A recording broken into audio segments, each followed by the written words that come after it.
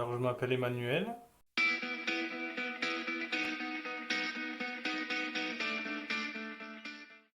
Comme une personne simple, toujours de bonne humeur, le sourire aux lèvres, quelqu'un de très optimiste, avec pas mal d'ambition et rempli de bonté.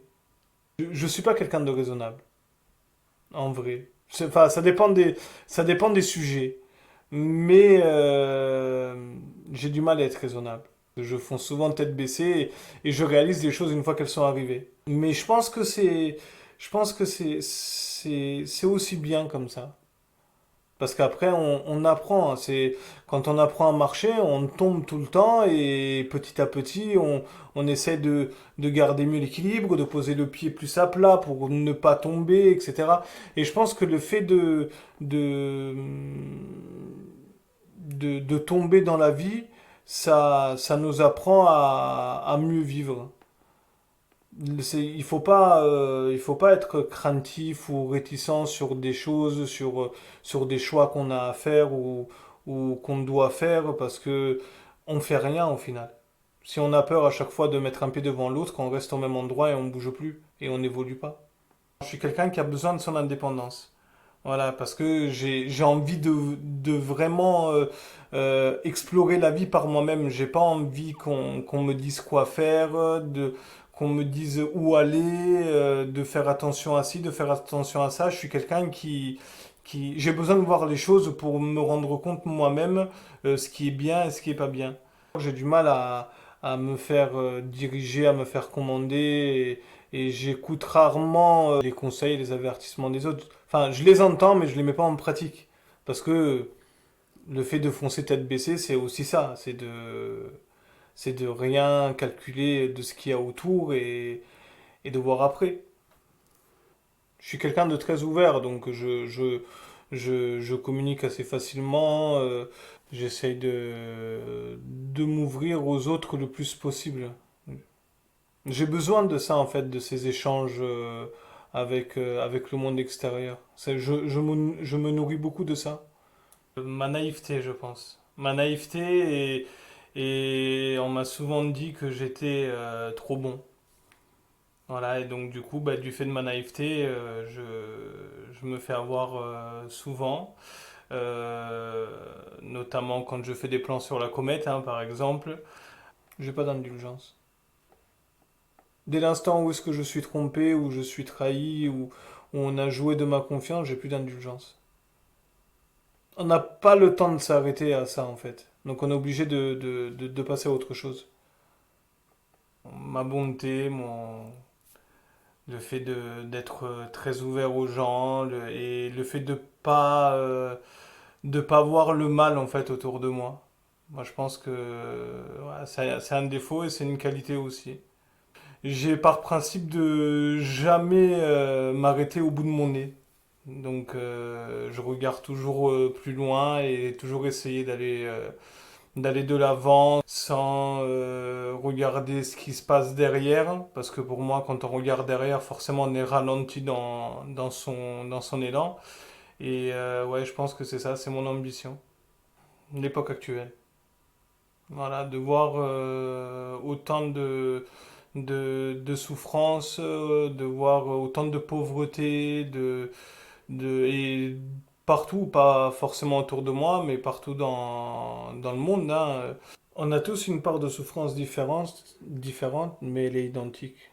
On souffre tous des mêmes choses. On souffre de la perte d'un proche, on souffre de la pauvreté, on souffre du travail, on souffre du mauvais temps, hein. Il y a des personnes qui souffrent du mauvais temps. Donc, j'estime pas avoir plus ou moins souffert qu'un autre. C'est chaque être humain a sa part de souffrance et je pense qu'elle est identique pour tout le monde. De voir les personnes que j'aime qui sont heureuses, de voir la nature, les animaux. Je suis quelqu'un qui se contente de pas grand-chose en fait. Même si tout à l'heure je disais que j'avais énormément d'ambition, mais j'arrive à me contenter de ce que j'ai. Certes, c'est bien d'aller de l'avant, de voir loin, mais je pense que si on n'est pas en phase et si on n'est pas heureux avec ce qu'on a, on ne peut pas pousser les choses à aller plus loin. Je pense qu'il faut déjà se contenter de ce qu'on a pour pouvoir essayer d'avoir plus. C'est peut-être égoïste ce que je vais dire, mais moi je ne le vois pas dans ce sens-là. Euh, faut regarder autour de soi pour être heureux en fait. De voir qu'il y a des personnes qui sont dans des situations pires que dans lesquelles on est et et de se dire qu'on n'aimerait pas être à leur place. La nature, les animaux, la cuisine, l'automobile, la moto, le sport. Je pense que c'est des passions communes avec pas mal de personnes. J'adore la nature pour ce qu'elle nous donne et surtout aussi pour ce qu'elle nous montre. Par exemple, je suis passionné par la météorologie, les orages, la formation des orages, etc. Ici, je suis gâté, hein. Dans le sud, je suis vraiment gâté. Après le sport, pareil, parce que c'est le sport collectif surtout, parce qu'il y a du partage. Je suis passionné par pas mal de choses qui englobent la joie de vivre, le partage, la convivialité. J'aime la cuisine parce que ça me permet de partager notre savoir-faire et aussi du bonheur, parce que quand on mange bien, hein, on est heureux, ça faut pas s'en cacher. Et ça, c'est l'une des raisons pour laquelle la cuisine me passionne beaucoup. C'est un art de vivre pour moi, la cuisine. C'est de prendre des légumes, des fruits, des choses que la nature nous donne et de les transformer pour qu'on puisse les consommer. Toutes les cuisines du monde, hein. Moi, quand je vais dans un pays, la première chose que je fais, c'est c'est aller dans un restaurant pour essayer de goûter des spécialités. Le métier de cuisinier, c'est être un artiste, hein. Donc, c'est de faire travailler son imagination, parce que c'est bien facile de faire cuire un steak et des frites. Ça, c'est cuisiner. Mais après, être cuisinier dans un restaurant, c'est autre chose.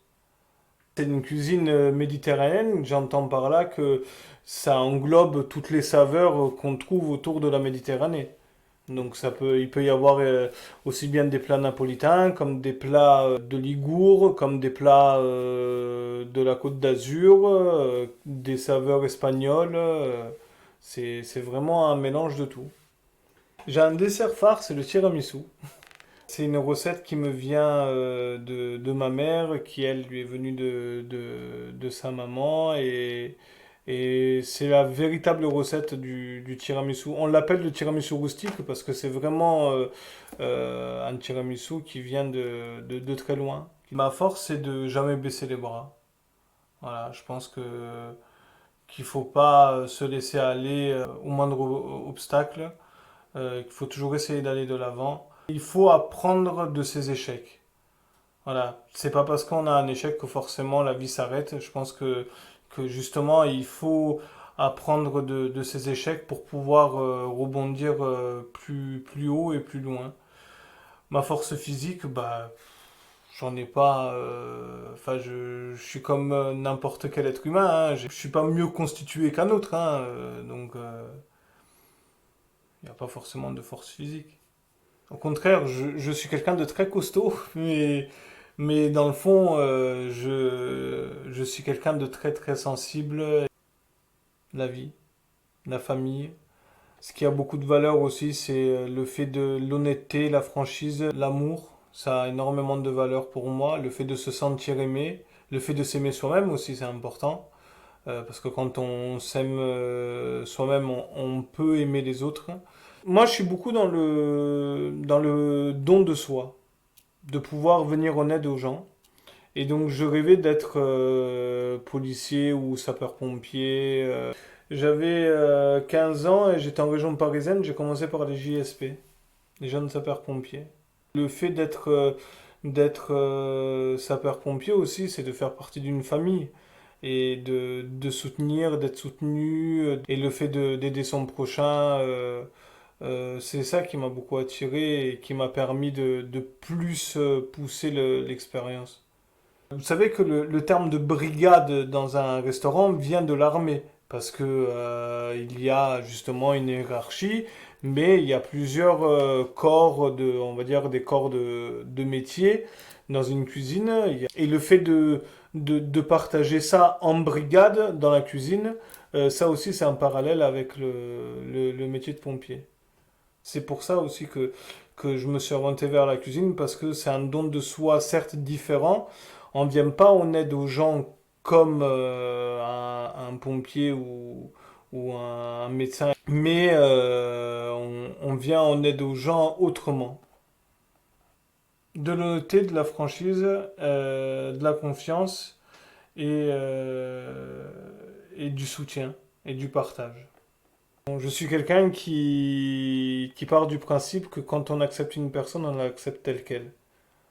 Donc, et je me préoccupe vraiment très peu de l'image que je peux donner. Le fait d'aimer, c'est d'accepter la personne telle qu'elle est, et donc j'estime que attendre le même retour.